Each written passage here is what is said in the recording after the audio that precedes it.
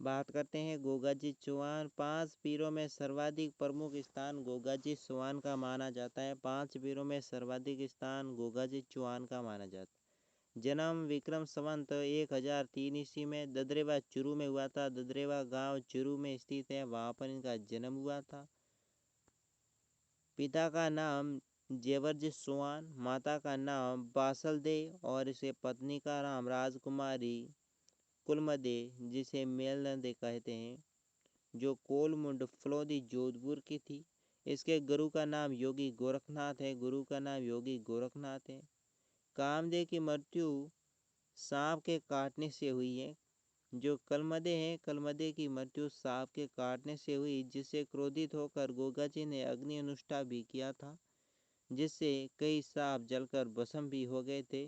फिर सांपों के जो मुखिया ने आकर उनके अनुष्ठा को रोककर कलमदेव को जीवित भी करवाया था। ये एक प्रसिद्ध कथ्य माना जाता है।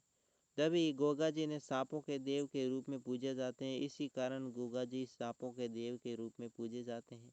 गुजराती पुस्तक श्रावण जो वर्तादी अतिचार और रणकपुर जो प्रशस्ति वो दयालदास की ख्याति के अनुसार इनके चचेरे भाई अर्जुन देव सुरजन के साथ भूमि विवाद पर युद्ध करने के हुए वीर गति को प्राप्त हुए थे। युद्ध के समय गोगाजी का सिर ददरेवा चुरू में गिर गया, लेकिन इसका शीर्ष मुड़ी है जो धड़ नोहड़ हनुमानगढ़ में गिरा था। हनुमानगढ़ में इसका धड़ गिरा था। गोगाजी के बारे में महत्वपूर्ण तथ्य, इसलिए ये धड़मेरी जो धूरमेड़ी गोगामेड़ी भी कहते हैं इसे। बिना सिर के जो गोगाजी युद्ध करते हुए देखकर महमूद गजनी ने गोगाजी की जौहर पीर प्रत्यक्ष पीर कहा है। जौहर जाहिर पीर को क्या कहा है? प्रत्यक्ष पीर गोगाजी को कहा है। उत्तर प्रदेश में गोगाजी का जो जहर उतारने के कारण जहर पीर या जहार पीर के नाम से भी जाने जाती हैं। गोगाजी का निर्माण गोगामेड़ी है, गोगामेड़ी का निर्माण फिरोज शाह तुगलक ने करवाया था। गोगामेड़ी का निर्माण किसने करवाया? फिरोज शाह तुगलक ने। गोगामेड़ी के मुख्य द्वार है जो बिस्मिल्लाह लिखा है तथा इसकी आकृति जो मस्जिद नुमा है, इसकी आकृति है जो मस्जिद नुमा है। गोगामेड़ी का वर्तमान स्वरूप बीकानेर के राजा जो गंगा सिंह है इनकी देन मानी जाती है। प्रतिवर्ष गोगा नवमी भाद्रपद कृष्ण नवमी को गोगाजी की याद में गोगामेड़ी हनुमानगढ़ में भव्य मेला भी भरता है, जो भाद्रपद कृष्ण नवमी को भरता है। दोस्तों, ये प्रश्न कई बार पूछा जा चुका है। गोगाजी के जो आराधना है, श्रद्धालु संकाल नृत्य करते हैं। गोगामेड़ी है उसमें एक हिंदू एक मुस्लिम पुजारी है। गोगामेड़ी में एक हिंदू पुजारी है, एक मुसलमान पुजारी भी है।